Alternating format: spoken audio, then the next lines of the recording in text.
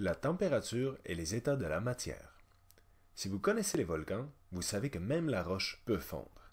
La température à laquelle la roche va fondre est son point de fusion. Tout va dépendre de la roche elle-même, bien sûr, mais le point de fusion, c'est la température à laquelle un objet passe d'un état solide à l'état liquide. C'est la température à laquelle ça fond ou ça se congèle. Si on regarde quelques exemples, pour de l'eau, c'est facile. Nous savons que l'eau va geler à 0 degré Celsius. Mais pour le cuivre, on va plutôt parler de le faire fondre, puisqu'à la température de la pièce, il est généralement solide, mais le cuivre va fondre à 1085 degrés Celsius. Pour le fer, on parle de 1538. Je vous laisse regarder les autres à votre guise. Par contre, quand on arrive à l'azote, c'est un gaz. L'azote, c'est le gaz le plus présent dans l'air. Il y a même plus d'azote que d'oxygène dans l'air. Donc, pour le congeler, il va falloir refroidir très froid. Il faut qu'on descende à moins 210 degrés Celsius. L'oxygène, quant à lui, pour avoir de l'oxygène solide, pour le congeler, il faut qu'on refroidisse à moins 219 degrés Celsius. Et finalement, le tungstène, l'élément dans le tableau périodique qui a le plus haut point de fusion, va fondre à 3422 degrés Celsius. Et si on réchauffe un peu plus? Si on réchauffe un peu plus, nous allons le faire bouillir, nous arrivons au point d'ébullition, c'est la température à laquelle un corps passe de l'état liquide à l'état gazeux. Il faut faire attention dans ce cas-ci parce que ça va dépendre de la pression. Si nous allons en haut d'une montagne, par exemple, nous pourrons faire bouillir de l'eau à moins que 100 degrés Celsius parce qu'il n'y a pas autant de pression qui la force à rester liquide. En gros, c'est quand ça bout. Si on regarde les points d'ébullition pour de l'eau, c'est facile, c'est 100 degrés Celsius. Pour du cuivre, si vous voulez avoir du gaz du cuivre, il faut le chauffer jusqu'à 2562 degrés Celsius. Pour du fer, c'est 2862, et encore une fois, je vous laisse regarder les autres à votre guise en mettant sur pause la vidéo. Pour ce qui est de l'azote, il devient gazeux dès qu'on se rend à moins 196 degrés Celsius.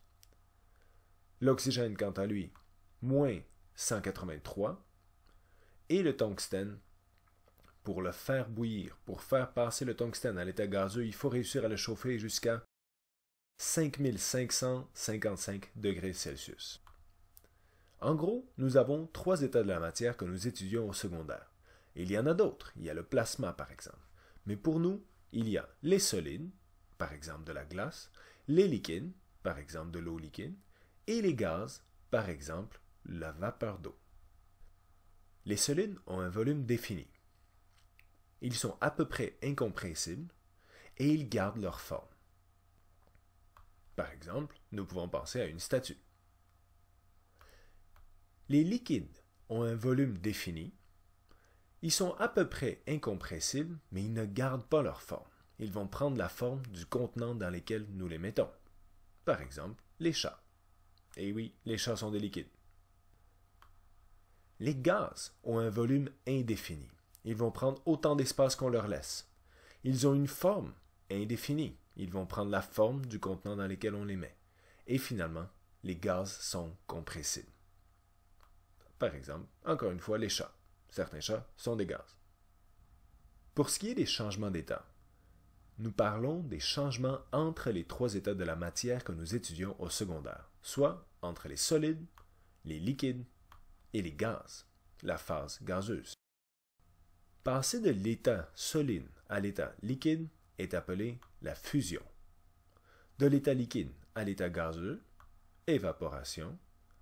De l'état gazeux à l'état solide, on va parler de condensation solide. Quand nous passons directement du solide à gazeux, on parle de sublimation. Quand nous passons de gazeux à liquide, on parle de condensation. Et finalement, pour passer de liquide à solide, on parle de solidification. Le changement d'état implique beaucoup d'énergie.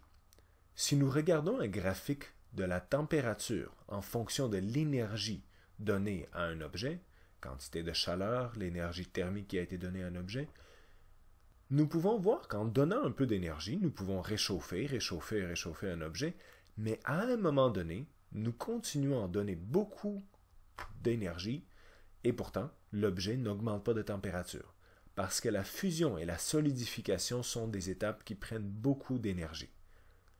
Faire fondre un objet ou faire congeler un objet implique beaucoup d'énergie. Une fois que l'objet, dans ce cas-ci de l'eau, a dégelé, une fois que c'est rendu liquide, avec un peu d'énergie, nous pouvons augmenter sa température. Par contre, pour le faire bouillir, nous restons encore une fois pris à une certaine température, dans ce cas-ci 100 degrés, puisque nous parlons de l'eau, pour faire évaporer quelque chose, pour faire bouillir quelque chose, ou pour faire condenser quelque chose, nous avons beaucoup d'énergie qui est impliquée.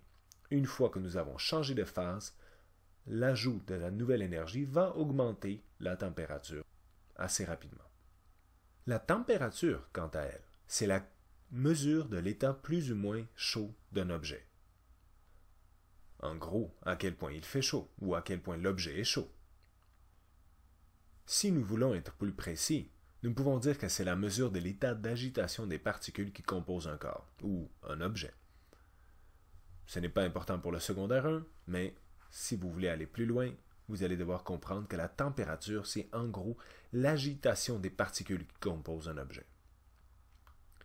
Attention, la température et la chaleur ne sont pas la même chose. La température, c'est l'état plus ou moins chaud d'un objet. La chaleur est le transfert d'énergie d'un objet à un autre. Par contre, si la température monte, nous le voyons dans le thermomètre, dans ce cas-ci un thermomètre à alcool, que l'alcool rouge ici va continuer à monter.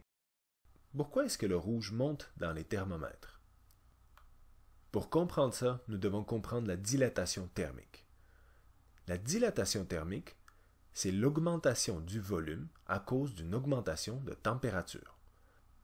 En gros, en réchauffant les particules, nous les forçons à bouger plus, et donc elles vont prendre plus de place, elles vont se dilater.